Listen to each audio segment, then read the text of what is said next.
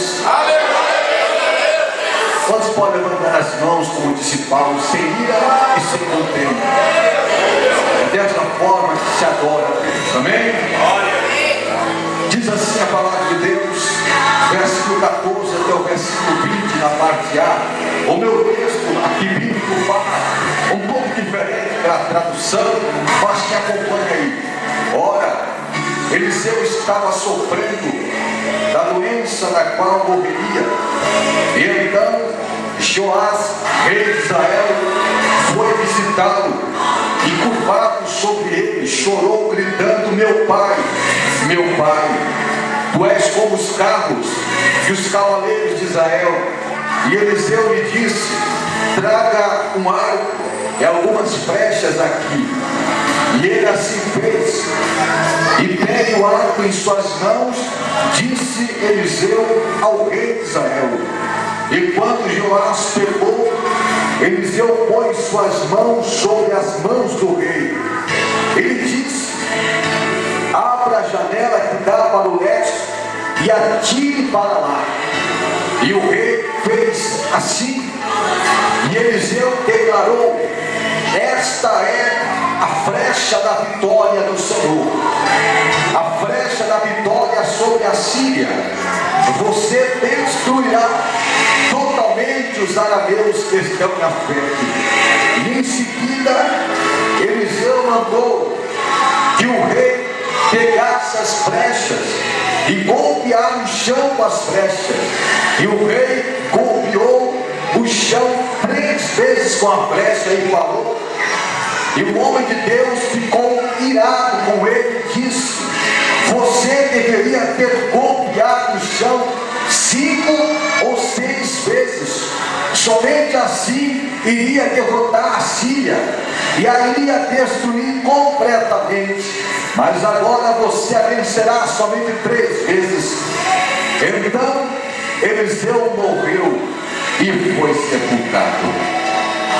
Meus amados irmãos, esta é uma palavra tão clara, tão profunda, a maneira que está registrada aqui, esse texto sagrado, a situação do homem de Deus, o profeta Eliseu, estava em uma situação muito difícil, estava em um leito de enfermidade, doente. E nós lemos aqui que desta enfermidade foi com que ele morreu. Mas ele possivelmente ficou mais de 40 anos enfermo, porque desde o capítulo 9 até esse capítulo 13 aqui, ninguém mais fala do profeta Eliseu. Nada é dito sobre ele, do que ele faria ou estava fazendo. Possivelmente ele já estava doente, e aquilo impossibilitou ele de fazer a obra de Deus, de se profetizar, fazer aquilo que Deus tinha com ele, como ele fez no tempo que ele estava com a saúde, com a plena saúde.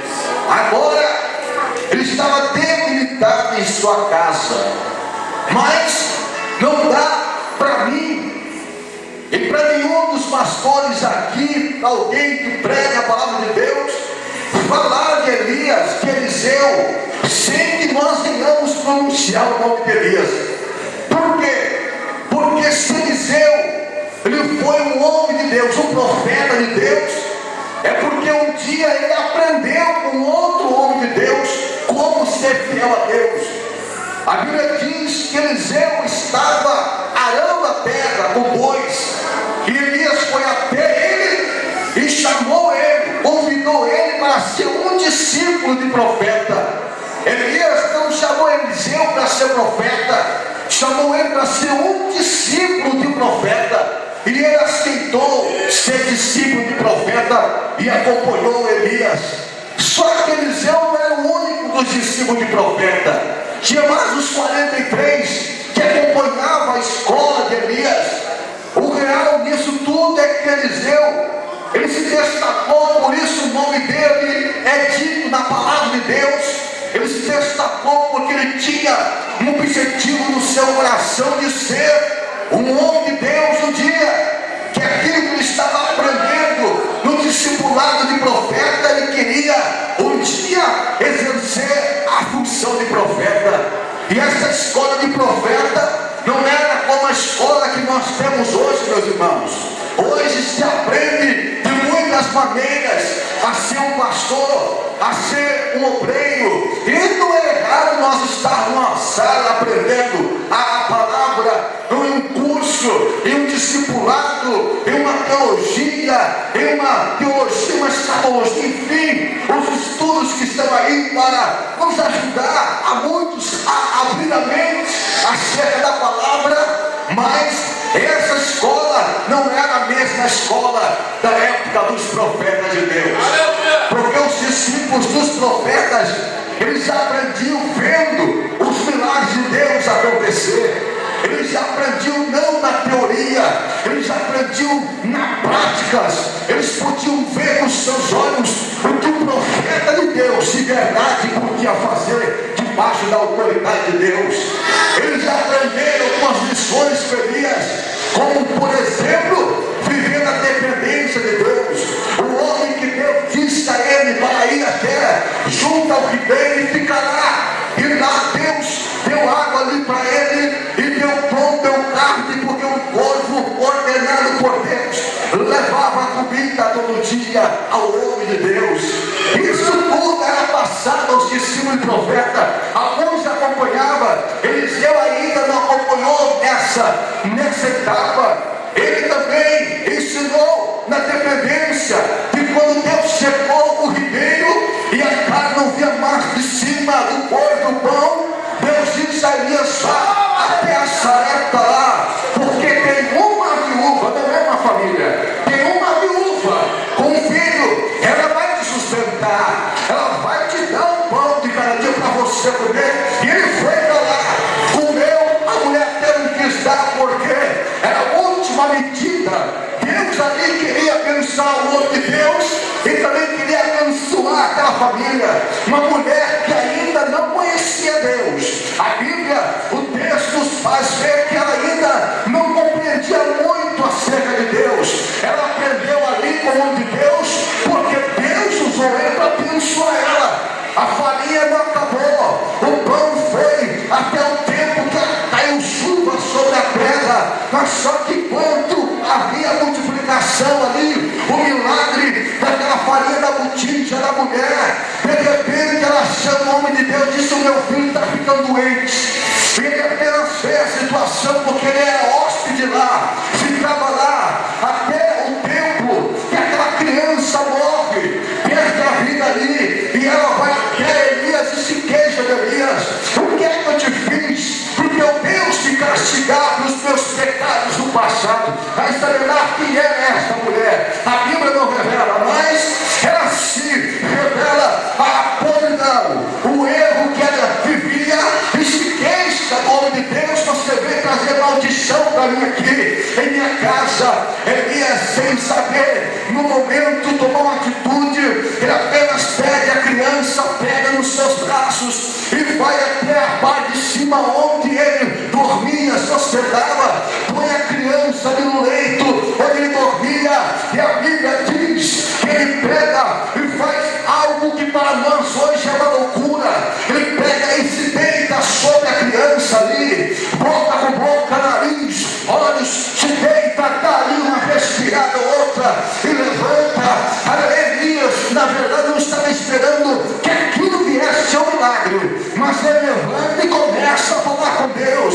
E foi talvez aí, aleluia, que Deus entra em ação, porque Elias deve ter, como tinha a mesma fé de Abraão, como diz em Hebreus 11, verso 19 ali, aleluia, onde Abraão estava com seu filho Isaque já no altar. A Bíblia diz que ele falou, aleluia, pela fé, ele acreditou num Deus que podia ressuscitar. E ele diz a Bíblia que pega o seu filho que já estava para ser morto. Ele acreditava num Deus que ressuscitava. Elias também acreditou num Deus que trazia vida.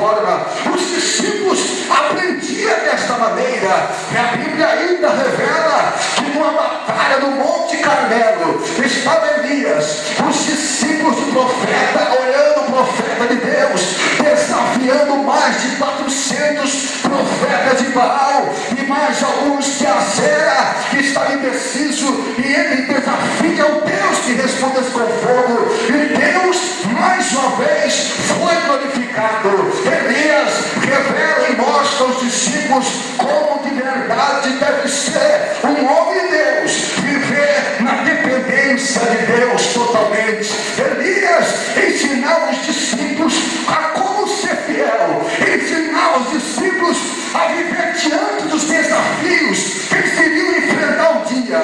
Elias ensinava na prática, vivendo o milagre, provando o milagre, como de verdade sentir o poder, falar o poder, profetizar na autoridade de Deus. Era essa a escola dos profetas, dos discípulos. Mas só que a Bíblia diz que no capítulo 2 de 2 Reis, chegou um dia em que Deus iria levar Elias. E se Deus ia levar Elias, não ia ter mais profeta. Ora, Eliseu, ele colocou no seu coração de ser profeta como é Elias, a ponto de dizer para Elias, dizendo: Elias, eu quero porção dobrada do teu espírito, eu quero ser talvez melhor do que você, eu quero ter a ousadia que você tem, mas ainda melhor. Até eu acho que foi por isso que os milagres da vida de Eliseu foi até superior de Elias, porque foram 7 a mais, foram 14 contra 7 de Elias.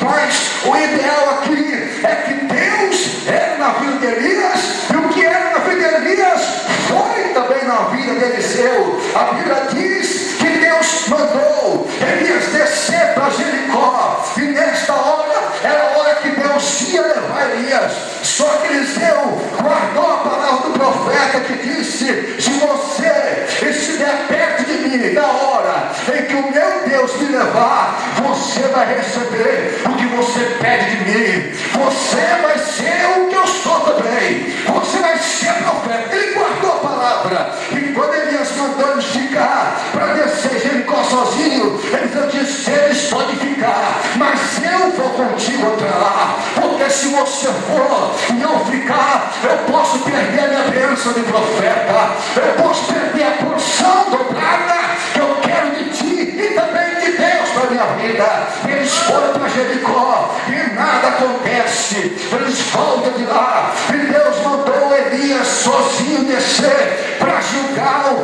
mas só que Eliseu não quis deixar Elias descer sozinho, porque ele estava resolvido no coração dele, estava determinado no coração dele de ser alguém na mão de Deus, de ser um profeta. Ele queria fazer a diferença, e foi também para Gilgal com Elias, e nada acontece.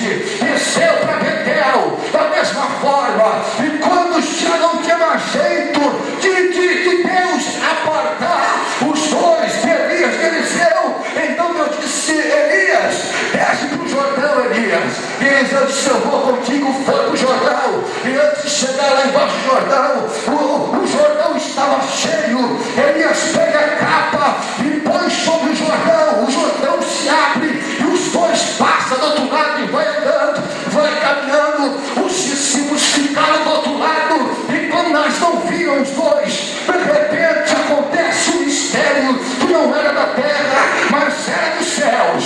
Desce do céu a carruagem de fogo, diz a Bíblia, carros e cavalos de fogo, desce e entra entre os homens de Deus, desce no meio de Elias e de Eliseu e separa os dois, desgruda os dois. Possivelmente Eliseu estava juntinho, grudado, está pegando neles, segurando no braço, porque estava atento à bênção de Deus. E quando a carruagem vai e separa os dois, a Bíblia diz que o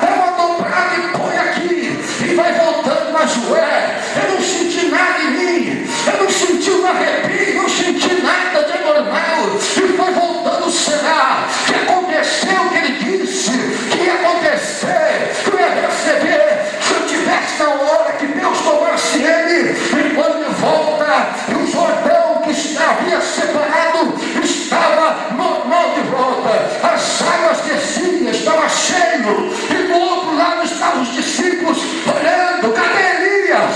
Aonde está o homem de Deus? Deus tomou Elias. E quem será profeta? Então Eliseu dizendo: se é de fato que Deus me deu esta unção de profeta, eu quero ver agora. Eu quero ver isso acontecer agora. Ele pega a capa que era de Elias, e quando ele pisca sobre aquele Jordão que estava transbordando, o Jordão começa a se abrir, abre de um lado para o outro, em terra seca. Elias pega a capa, joga no ombro e vai passando do outro lado. Os discípulos vai glorificando a Deus, porque Deus agora havia levantado um homem de Deus, um profeta, no lugar do outro profeta. E agora começa uma nova história.